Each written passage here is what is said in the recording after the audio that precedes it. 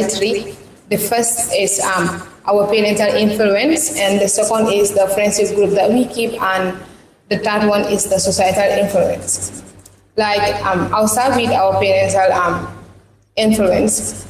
I believe most of us, because we are minors and all our academic finance are being financed by our parents, they play a very crucial role. So I believe in choosing a career, sometimes we go in by what our parents want and not what we want, because they pay for you. So basically they will say, do this, and you have no option, you have to do it. It's either you do it or you got in problem with that, and no one wants to be in problem with their parents. Yeah. Especially those ones when they know. Exactly. So I believe our parents should be more mindful of face the way they ask us to do things. Like I think even though they are the ones paying our fees, but they should then like involve us in decision making and ask us what we want. Sometimes it could be helpful.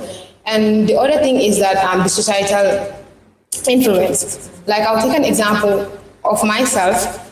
I know someone who was studying development studies. I like this girl a lot. I like her. I want to be like her. So I also said, I want to study development studies without even knowing what development studies is. I don't even know what it has to do with. So I wanted to do development studies because of... In grade 9, I remember. Yes, when I was in junior school, I said I wanted to do accountancy because my mom said she wants to be an accountant. So basically that's it. I wanted to do development studies because of someone from my society that I admire a lot.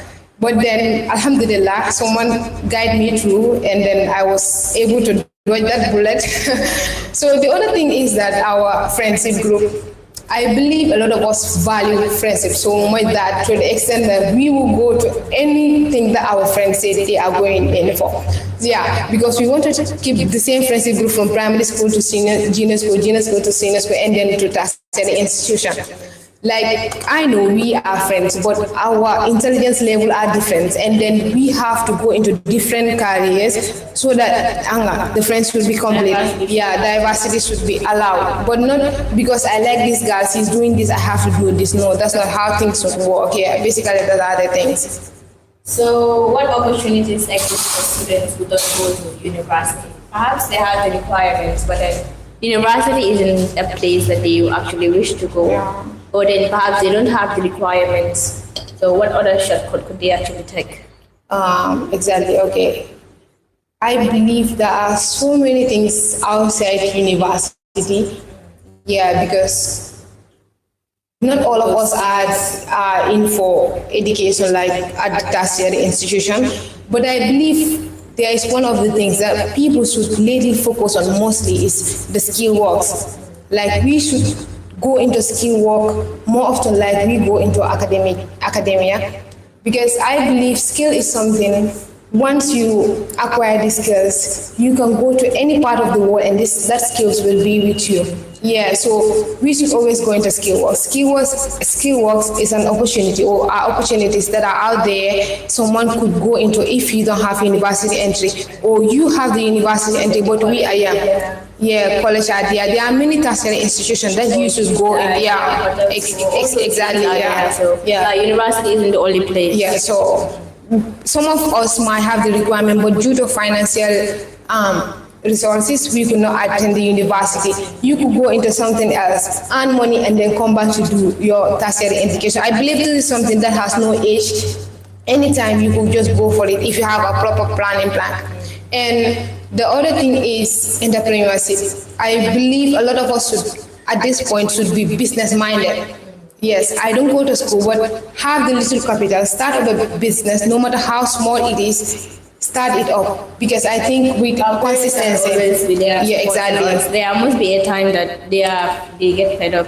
Exactly. Or even if not so, but then the financial capability is no more there. Yeah. So they are struggling. Yeah. So these are things that we should be mindful of. Yeah, so like I said, we should be business-minded. Take the little money you have, start a little business. Never underestimate the power of entrepreneurship. Even though you might face losses, like it's part of it. Risk is part of business, but then people should be business-minded, because I believe in doing so, you become your own boss at a very early age and stop being a financial burden to other people. Yeah, be your own boss. So I have this question for you. Okay. Why did you decide to accept our invitation to join this program about this grade 9s and grade 12, helping them to tackle this confusion that they are having? So what actually made you accept our invitation here today? Okay. Is it because you do not want other people out there, the other students out there, to experience the same thing that you went through? You just want them to be guided, and be inspired by you. So, what actually made you accept our invitation today? Because I believe career guidance is a very important thing. And at least we were talking about it like Babylon Comprehensive, our former school.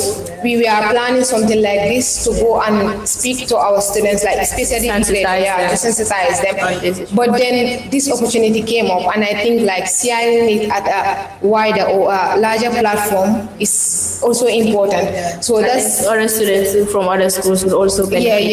Yeah. So this is one of the reasons my personal experience, I have faced something like this due to career guidance. I could remember when I graduated grade 9, I graduated with a very good results, and then I applied for a school. They want me to do science because they believe that my results have something to do with science because it was good rather. Like some of these grade 9 students that have these great results, and then they are forced or like they are told to do science because of their results. Like it doesn't end well for them because you would see the same kind of students would end up failing these subjects we define as science students like physics, chemistry, and biology. So I guess we should discuss this. Yeah, sure.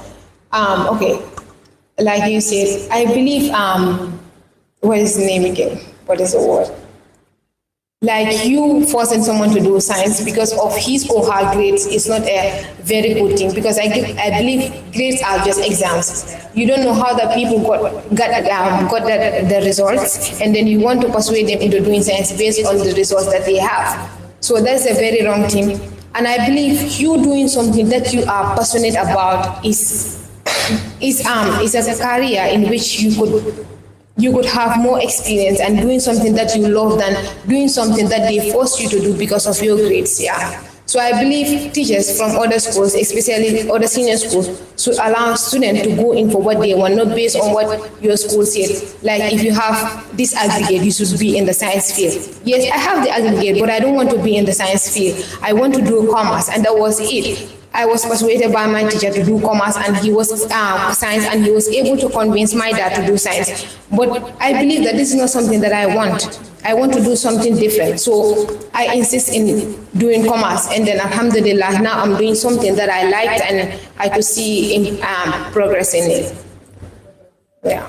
So how do societal expectations like our family, the community, or stereotypes affect students' decisions? Okay.